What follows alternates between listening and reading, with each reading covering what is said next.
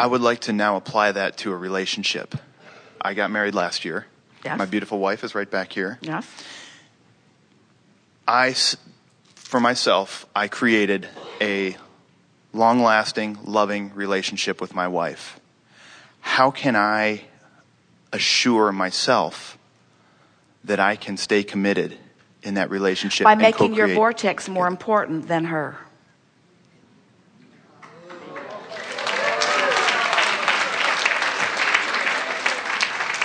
Because if you make her more important and she's out of the vortex and you're dancing around trying to please her, now you're both out of the vortex, and in time you will come to resent her and you'll be looking for a new job. Wife.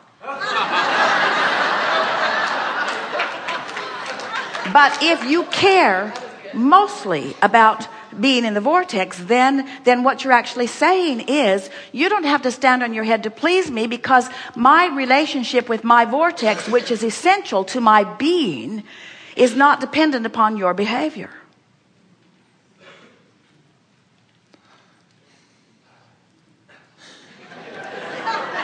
Jerry told himself that over and over this last week.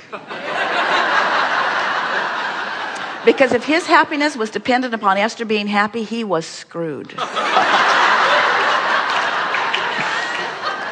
They were both in overwhelmment mode. In other words, too much happening too fast. In other words, get in the vortex. The relationship, in other words, here's another way of looking at it. The same way, but with more detail. So who you really are. Many people think that they're dead or alive, non-physical or physical, when the reality of it is you are non-physical energy, a part of which is here in this physical body. And the larger part of you remains non-physical, even though the physical part of you is here. So as you have two vibrational aspects going on all of the time. The goal is to be as close in vibrational sync as possible. And when you understand that your inner being will not come out of the vortex to sync up with you, then your mission is clear. In other words, Esther can go to Jerry and complain, and sometimes she can get him to go there with her. But we never come. We never come, and Jerry is resistant to do so. He does not want to come and complain with Esther, which makes Esther mad at him. You have to get used to that. In other words, because she thinks if he really cared, he would support her in her out of the vortexness, you see. But it's not good for her and it's not good for him. It's much better if he behaves like her own inner being does and stays in the vortex and says, you want to play with me? Come on over here. The weather's great here. The air is fragrant here. Life is good here. The body is healthy here. The abundance is abundant here. Well-being is here in the vortex. I'm not coming out there, you say. So maybe I should be talking to Jerry.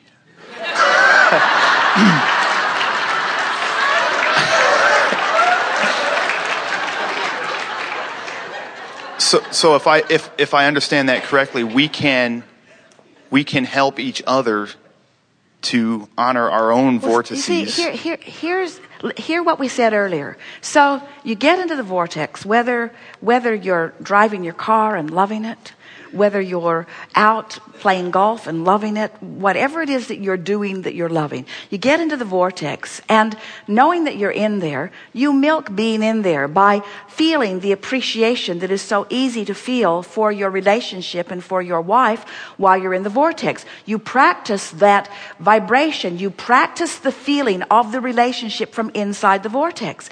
And as you practice the feeling of it from inside the vortex, so that the relationship, as far as you are concerned, only has this one vibrational frequency. It's love and appreciation and joy and expansion and feeling of well-being and longevity and eternalness. In other words, you practice the vibration of that from inside the vortex.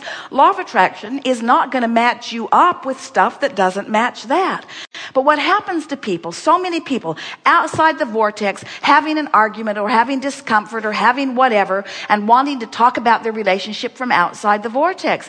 And what we want you to understand is we can talk about it and we can help you understand that it could be better, but you have so much more leverage from inside the vortex.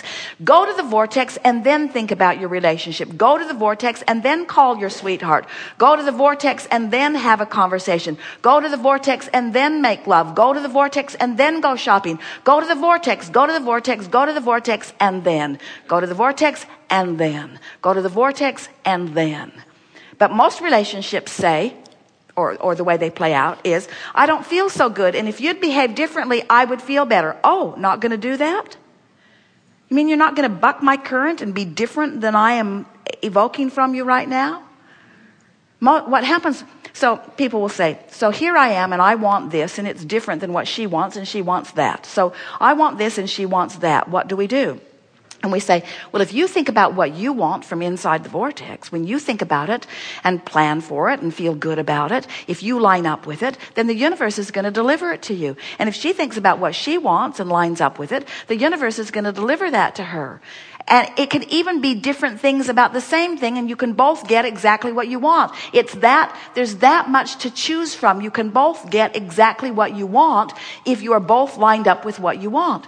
But most people, instead of him thinking about what he wants and becoming a perfect match to it, he worries about what she wants, which is different from what he wants. So he's all cluttered in his vibration. Instead of her thinking about what she wants, she worries about what he wants. And so now her vibration's all cluttered. So they both got cluttered vibrations. Neither one gets what they want. They both blame each other. And then they want a new job. I'll take the new job. We know that you're not talking about that relative to your relationship, and we know that you are fine-tuning here. But we only have one story. We have only one story. You paid way too much for this seminar. We say the same thing over and over and over and over again. Go to the vortex and then we're done. It really is that simple. Go to the vortex, go to the vortex. Care about how you feel. Care about how you feel and notice that you can do something about how you feel. And if you're out of the vortex, then you just want to lean in the direction of it. In other words, we talked about leaning downstream. You can feel when there's less resistance or more. And really, in every moment, you only have two emotional choices: to feel a little better or to feel a little worse. And if your intent, if you've made this vortex your dominant intention, then what happens is you'll learn to allow yourself entry into it more often. For years we've been offering a perfect analogy that your high vibration, which is who you really are from your source energy vantage point, is, from your physical perspective, resistance free. There is resistance in every particle of everything. Even in the non-physical, we can feel vibrational fluctuations. But from your vantage point, the vibration of what is non-physical is so absent of resistance from your point of view that it's unspeakable. You could not discern it. So that high, good feeling vibration is like the cork bobbing on the surface of the water. Now you can hold that cork under the water, but as soon as you let go of it, it's going to bob right back up. And that is to say, you can hold yourself out of your vortex, but as soon as you let go of whatever it is that you've got going on in your vibration that's keeping you out of the vortex will take you right back in. So that's why in the death experience, when you withdraw your attention, in you go. When you meditate and you quiet your mind, in you go. But the thing about when you go to sleep at night, you withdraw your consciousness, and vibrationally speaking, in you go. But here's the thing that is tricky.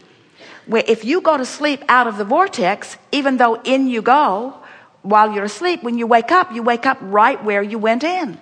That's why we want you to practice the in the vortex while you're awake. In other words, train your vibration to the higher frequency as best you can. So if you're not in the vortex and you know it because you're ornery, you're irritated, you're frustrated, you're overwhelmed, you're mad, you're guilty, you're blameful. In other words, if you're not in the vortex, you know it, you can tell by the way you feel, then just reach for the best feeling thought that you can find.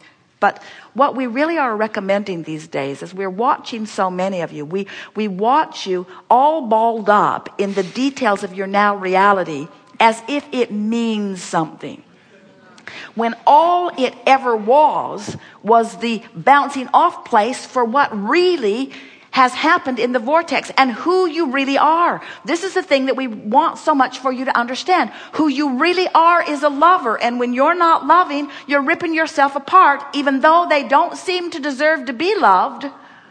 Those rascals, they don't deserve to be loved, you say, but it makes no difference. If you don't, it doesn't matter what they deserve. You deserve to be a lover. And if you're focused upon someone who doesn't deserve to be loved, then you're misusing your ability to focus, and your inner being never does that, you see. So as you are out of the vortex and you do your best to release the resistant thought, the vortex will take you in. But the real power and leverage comes from catching yourself. I'm in the vortex, just for a moment. Recognize it, revel in it, feel it, milk it, practice it, and you'll be more likely to be there more often. So, commitment. Commitment. If we were standing in your physical shoes, we would make a commitment to our vortex, and we would let law of attraction take care of everything else.